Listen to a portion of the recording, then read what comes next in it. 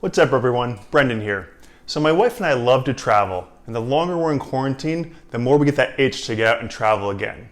Now while we can't travel now, we can prepare for when we're going to travel in the future. And what do I mean? I'm talking about travel hacking. So travel hacking is where you use the perks set up by hotels, airlines, and credit cards to get free travel. So if you have very good credit, you can apply for certain credit cards now that will give you bonus points that'll pay for future travel and hotels. So to give you some inspiration, I'm going to tell you about a trip that my wife and I took last fall to Hawaii, where we essentially traveled for free. Towards the end, I'll also review a couple of the most common concerns when it comes to travel hacking and why you don't have to worry about it. So let's get into it.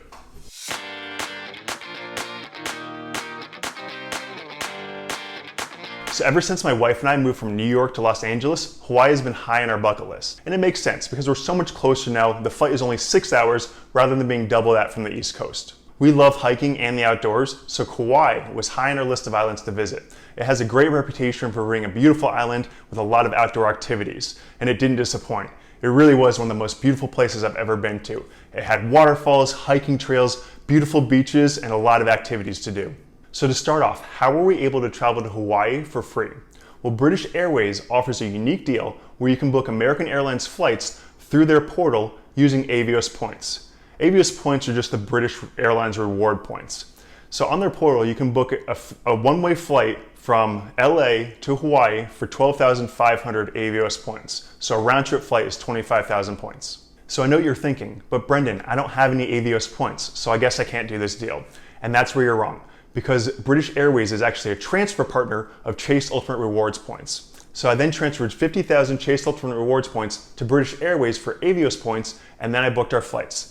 There were also taxes on top of that of $22.40. So for 50,000 points and $22.40, I booked our flights to Hawaii. And at the time I looked it up, and the cash price of these tickets would have been $814.32. There are currently several Chase credit cards available with bonuses of Chase Ultimate Rewards points that will more than pay for this trip. A few of those options are the Chase Sapphire Reserve card, the Chase Sapphire Preferred, and the Chase Inc. Business Preferred card. Now all of these cards have annual fees. Like the Chase Sapphire Preferred has a $95 annual fee, and the Chase Sapphire Reserve has, I think it's a $450 annual fee. But there are other perks that come with these cards. They offer things like travel insurance, primary rental car insurance. They give you access to the Priority Pass, which gives you access to lounges in airports.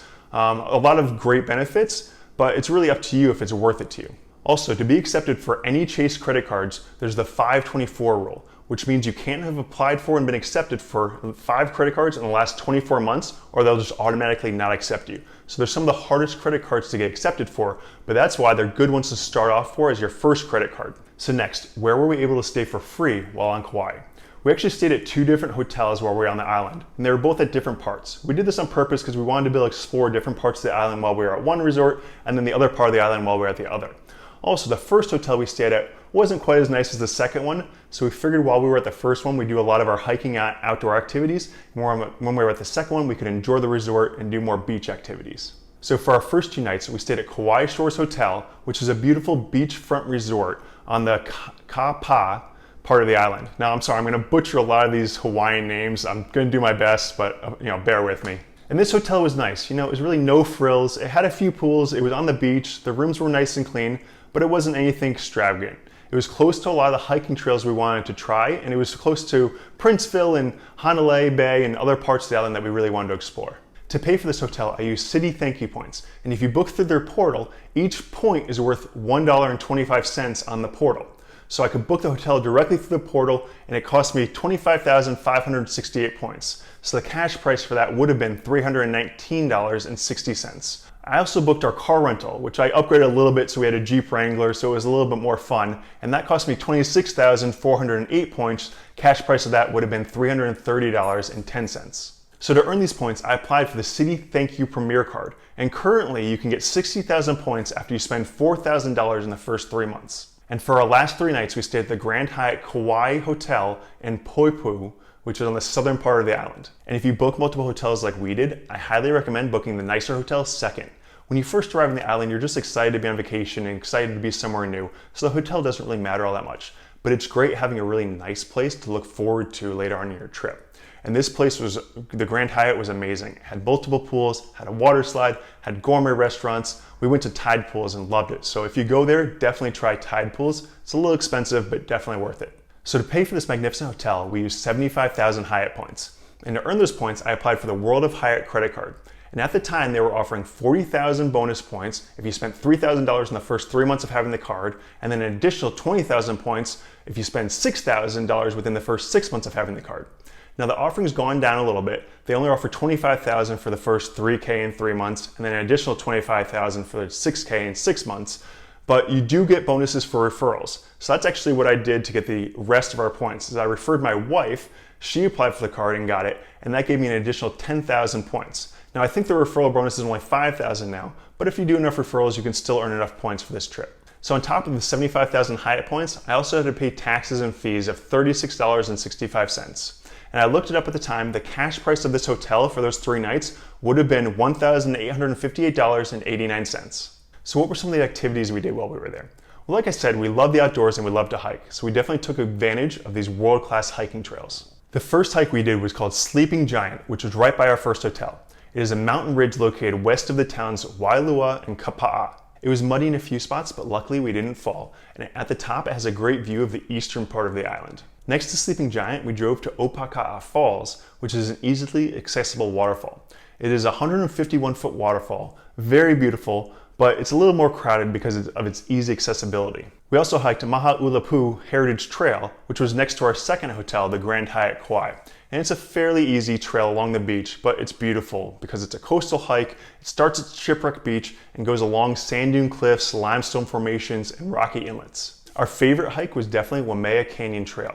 And the interesting thing about Kauai is that it's home to one of the driest places on Earth and one of the wettest. The way it's formed with a big volcano in the middle, it actually stops rain clouds from getting to the southern part of the island. So that part's always dry, but it holds those rain clouds over different parts of the island, so it's almost always raining on certain parts of the island.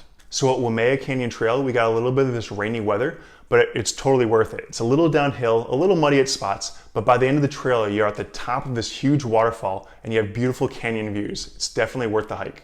So another thing we did while on the island was a helicopter tour, and I highly recommend this. It was beautiful. We had great views of the Nepali coast, of the Waimea Canyon, of Manawanapuna Falls, which is actually a waterfall from Jurassic Park. You'd probably recognize it if you know the movie. And it was just gorgeous and great scenery through the entire trip. So the price for the helicopter tour was $145 per person with a $35 airport surcharge. So it ended up being $180 per person. But we booked this along with a luau, so we're able to get a little bit of a discount on the luau. And the luau we went to was Luau Kilamaku on Kilahana Plantation. And it was a lot of fun. They had a buffet style meal, the food was really good. There was entertainment throughout where we had luau dancers and they told this whole story through dance and acting, and it was really entertaining. It wasn't our favorite thing to do on the island, but we felt like since we were in Hawaii, we had to go and see a luau. And the price for this luau was $111.95 per person, plus $5.28 in taxes and fees. And we booked this through cheaptours.com. That's how we were able to combine the helicopter and the luau and get our deal. And the only other expenses we had throughout the entire trip were restaurants, drinks, and gas.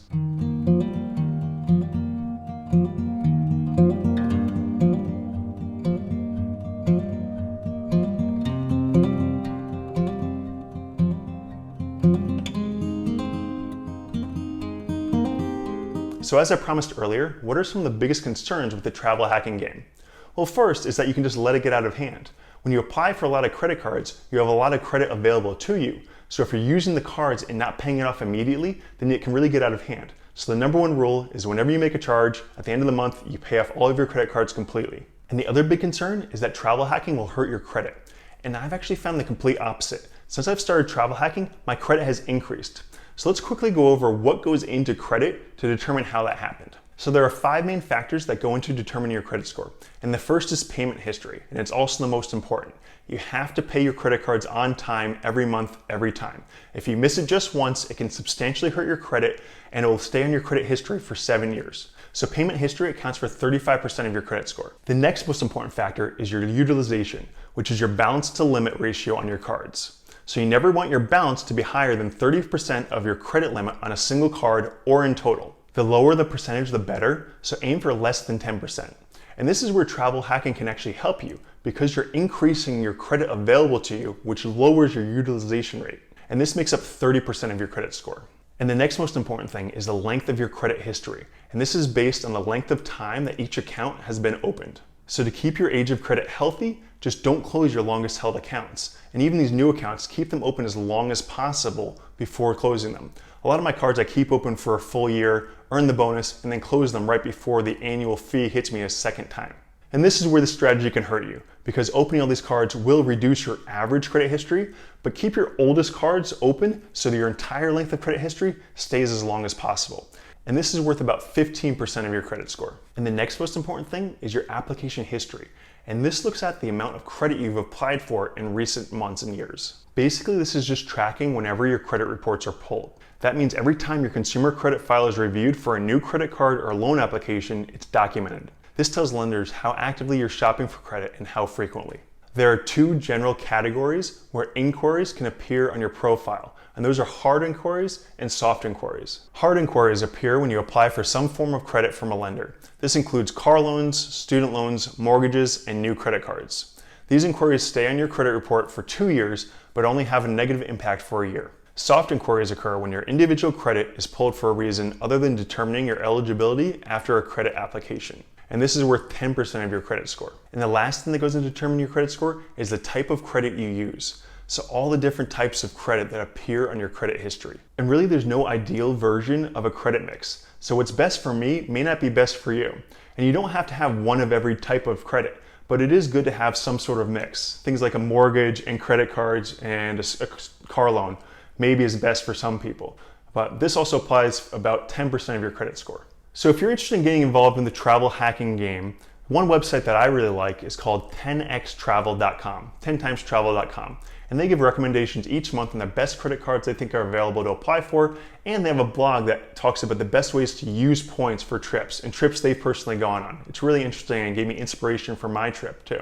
So where are you planning on traveling next? Let me know in the comments below.